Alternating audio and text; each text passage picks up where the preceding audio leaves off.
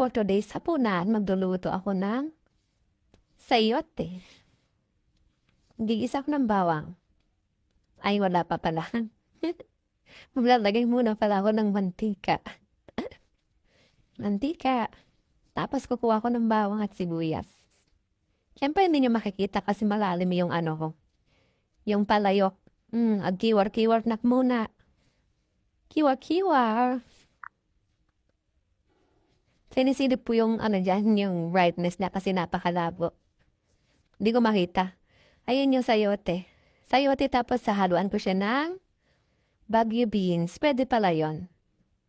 Para-paraking luto. Okay na yun, basta malasa. Ilagyan ko naman ng Knorr seasoning. Baka naman. Kahit malayo ako. Magkiwar-kiwar muna ako. Dalawa lang naman kami kakain ng roll eh. Kiwar-kiwar. Kalabak muna. Tapos yung parayok kalaki ano. Panay naman ang kiwar ko. Nagpiprito ako ng salmon. Lagyan ko siya ng luya kasi yun yung gusto ng roll. Lagyan ko muna ng luya bago ko lagay yung salmon. Isang salmon. Ang tagal naman. Nagkiwar ako na. Panay kiwar. Kiwar. Okay na eh. Ayun na yung salmon. Dalawa lang naman kami nung roll ang kakain. Pero, yung kakain namin pang 5 tao.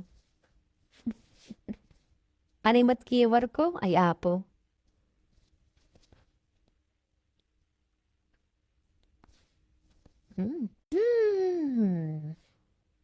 Ayan na yung sayote. Sayote tsaka beans. Salmon.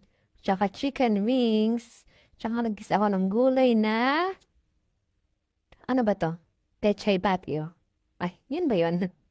Ayun na, pang